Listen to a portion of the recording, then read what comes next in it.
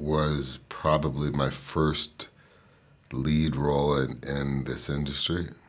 And for that reason alone, there's always going to be some kind of special connection. I fell in love with the role on paper. It was just such a well-executed character and a true anti-hero. And the design of the story made for a true anti-hero. So I was really excited about that.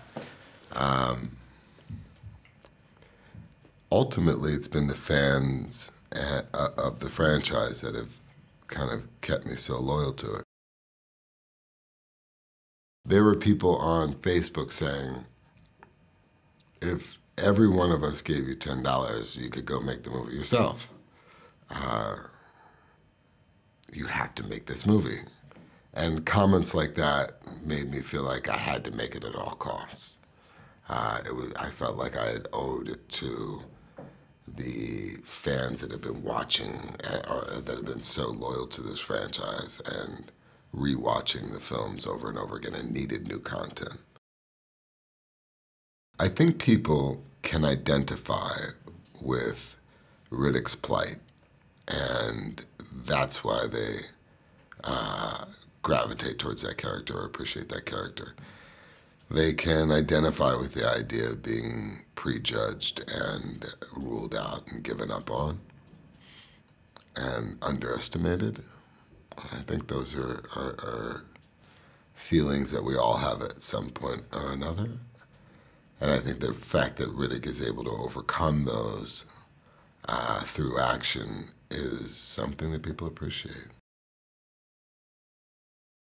The real reason why Riddick is on this planet is because he is searching for home and realizes that his stay as a Necromonger King can end well.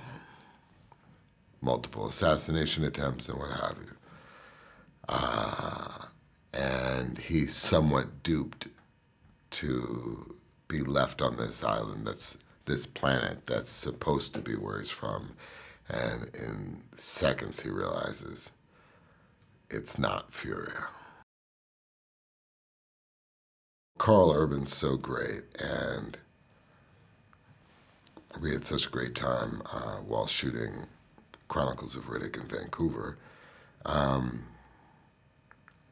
But again, that speaks to acknowledging where this mythology is going. So it was very important, and we were very lucky that Karl Urban was able to come up.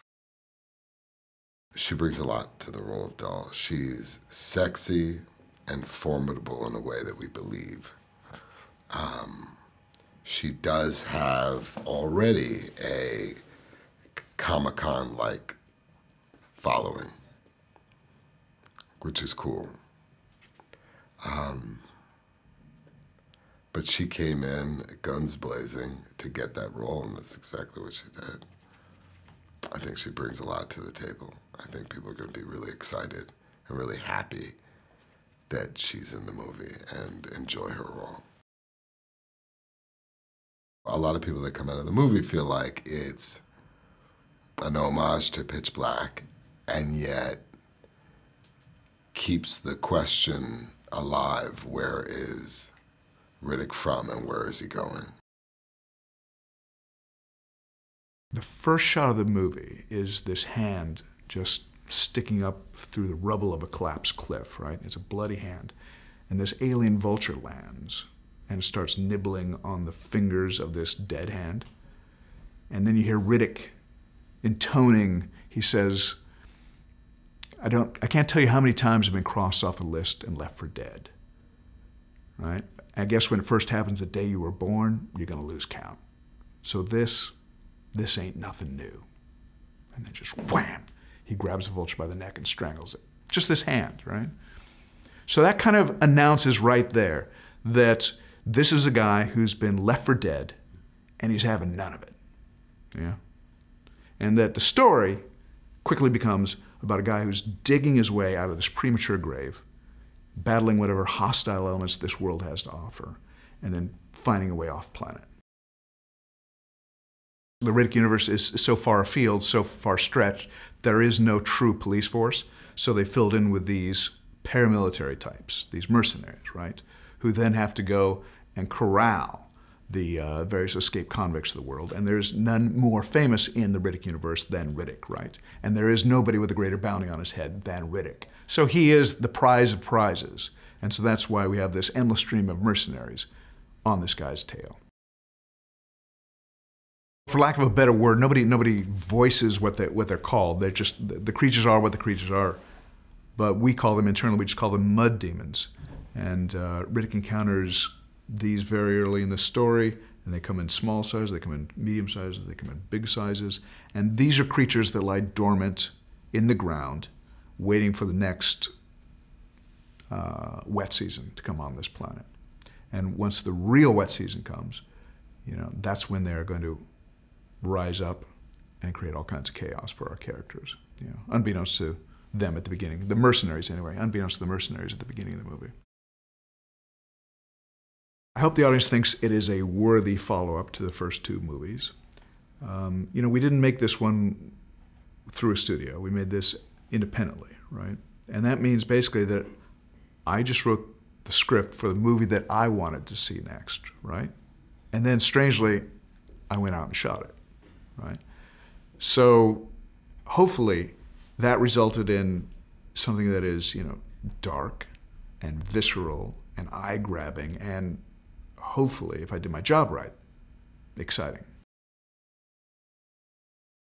Riddick gets kind of dropped off on a planet that he believes to be Furia, and he, for some reason, has to trigger kind of an SOS beacon, I guess, so to speak, and kind of alert to the mercs that he's on this planet, and it's kind of a race to see who can get him first, and there's two teams of mercs go to kind of capture him for two very different reasons, actually. And one is kind of the ragtag crew, kind of Mad Max-ish, and a little Snake Plissken, I guess, kind of mixed in. And then the other crew is very very militant, very very trained, very specific in their actions, and so they're polar opposites of each other, and it's who can get to Riddick first. Doll is a mercenary who is on the Boss John's crew, and she's kind of his number two, and which means that she's the most trusted on his crew, and she probably has been with him in his crew the longest. She's the sniper on the team. The character of Doll was so interesting when I read the script because it's something that I've done before, as far as like a woman in a man's kind of world, or like this, kind of like this boys' club. And I like the fact that she's actually like kind of a bigger man than every single one of the boys. So she's actually the toughest person I've ever played. And I was looking forward to doing that. I was looking forward to kind of taking these characters that I played on television and taking the strengths of all these women and taking it into film, because so many people haven't seen the tough characters that I played on TV. So I was like, it would be nice to take it in and do it in film, because I actually believe that there's a shortage of really tough women in film right now. So I think that that it's that's kind of what drove me to play Doll, was that she didn't apologize for being a man. Doll kind of, she really does kind of know who Riddick is, I think, because she knows who she is. This is a woman who spends a lot of time in her head. She speaks very seldom. When she does speak, there's a reason for everything that she says.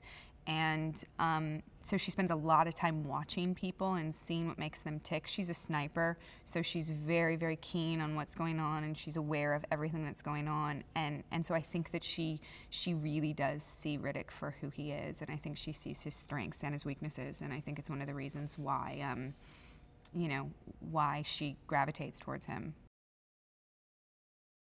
I like working with Vin. He's very hands-on. He's, you know, he gives 110% to every single piece of detail that's happening in, not only in the script, but on the day and with the other actors. And he facilitates this relationship where he wants you to be completely comfortable with everything that's going on and feel like you really have a hand in this. And he said something to me that I've always kind of believed in, is that once it's on the page and once you hire an actor, that actor will always know the character better than anybody else.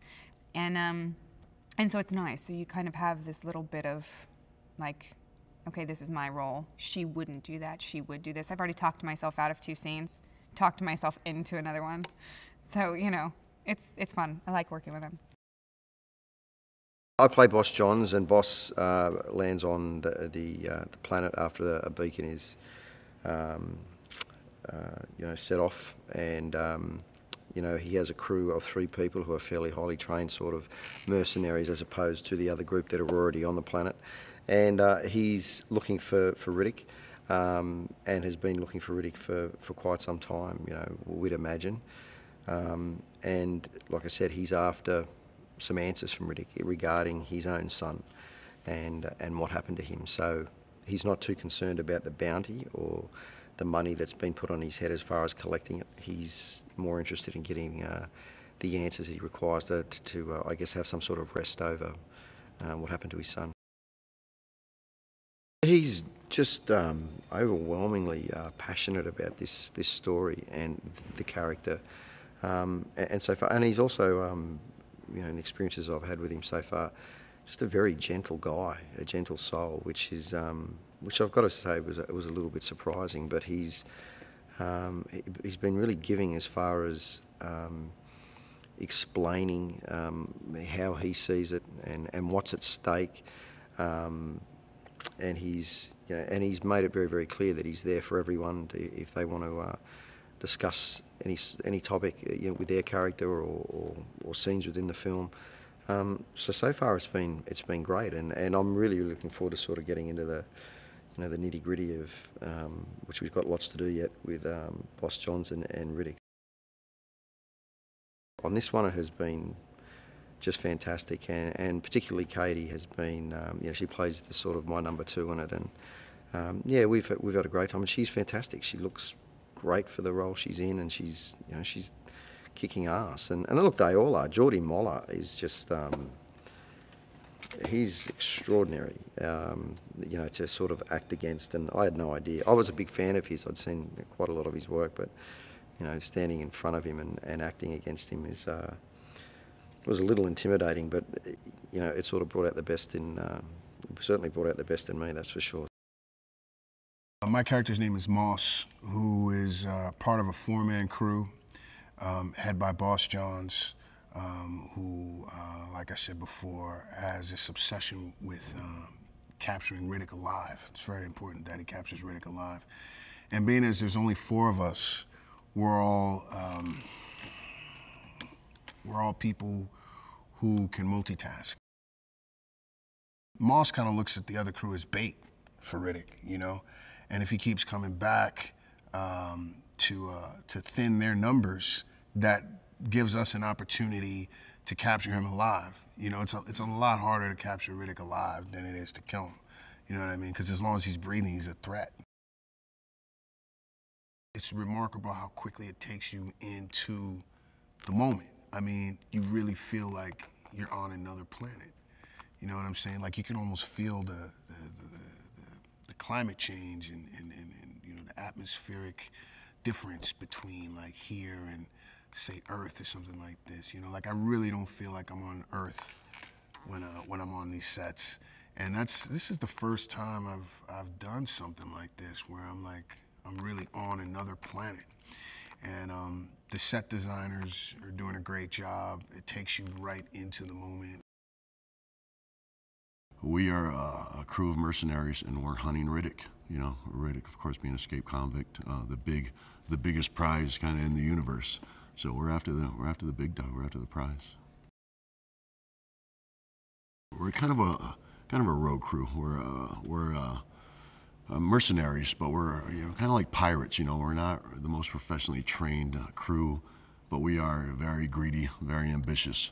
So we're kind of thrown together. But we are, I'd compare us to kind of like pirates, you know, whereas the other crew, Boss John's crew would be, I mean, they're professionals. You know, everything they do is very militant. And we are just kind of out there just, you know, just trying to get some money. We're just greedy, and we got guns, and we're ready to go. Diaz is really cool because my first concern with was with Diaz. And I talked to David Toohey about it. Was I didn't want Diaz to come across. You know, obviously he's a big guy, but I didn't want him to be your stereotypical big dumb musclehead.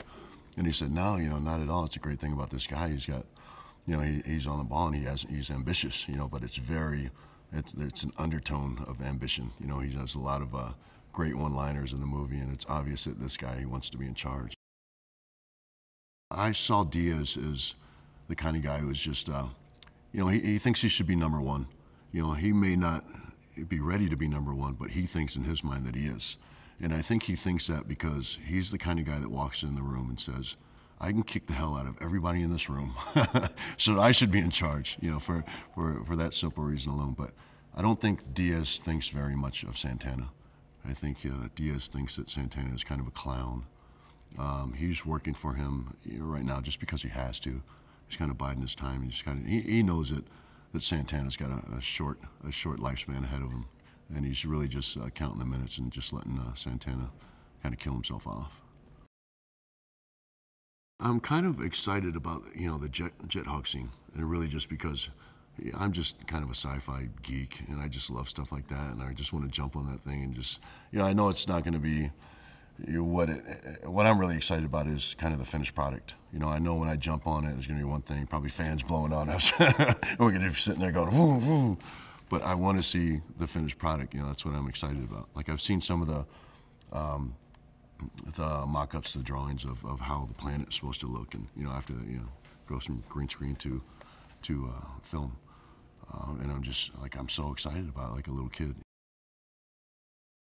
I think this is going to be the best movie of the series, and I really do, because I think they're going to have a little bit of a little taste of the Chronicles of Riddick, but then they're also going to go back to that original formula of Pitch Black, which I love so much. And I think the cast in this movie is just, I mean, they're just killing it, man. They're on fire. I mean, the script is really good and interesting, and the cast is just so good. I mean, so much chemistry between us. I think this movie is going to be awesome. I really do. I think it's going to be awesome. Vince said that some money guy or whatever said, but Santana should be stronger, you know, and bigger guy. And I think it was really smart for them to, you know, the other guys are the big guys. I'm the small guy, you know, I'm like the normal guy. So that gives a strange mystery to my role. And I think all the actors in my crew, all the mercs, are fantastic, you know, with these faces, this strength, you know, but paradoxically, the boss of this crew is a guy like me. He can be a danger, is a potential danger. At some point, more than Riddick, for me. And that's why, you know, we need each other, you know, and we need to collaborate to each other. But that's the relationship I would have with Boss John, somebody that I cannot just kill and end of the story, which I would do like this. There's things I need from him. I really admire what he created with these 3 movies, from zero, this whole world, as a writer too. And as a director on stage, he pays attention to everything in a very gentle way, but anything, props, continuity, camera, obviously, light, where are you coming from, where are you going in the scene, very like a machine, you know, like a machine, but gentle machine, trying also to bring up your role as much as you can. You know, I had such a great time working with Vin and David on Chronicles that when I received a phone call saying, hey, we're making another one, would you like to be a part of it? I didn't hesitate. I'm like, yeah, you know, count me in. And, you know, I always have such a great time working with those guys. You know, we just have a really sort of wonderful shorthand, and it makes the day a lot of fun. The point where we find Varko and Riddick in this film, it's been some undeterminable amount of time since the end of Chronicles, and Riddick is the Lord Marshal, and you know, you sort of get a sense that not all is well in the Necro world. There is an illegitimate king sitting on the throne, and there are rumblings. There are people not happy about it, and you know, Varko this time around is a lot less impulsive than he was last time. He's a lot shrewder. He's a lot more calculating, and rather than try and figure some, you know, macabre, brutal way to dispatch Riddick, he hatches a far more cunning plan. Riddick's played by the one and only Vin Diesel, and yeah, the thing about Vin, which I find is eminently riveting with Riddick, is he just brings a kind of an old school steel to the role. You know, I mean, I've worked with, you know, a lot of leading men and a lot of Hollywood actors, but, you know, there's something undeniably street about Vin and about what he brings to the character, and I think that comes across on screen. I grew up watching shows like Star Trek and movies like Star Wars and E.T. and Close Encounters and all that sort of stuff. Alien, I mean, you know, I'm a big fan of horror. I think Blade Runner is probably one of my favorite films of all time. So, you know, it's a real trip to be able to work in the genre.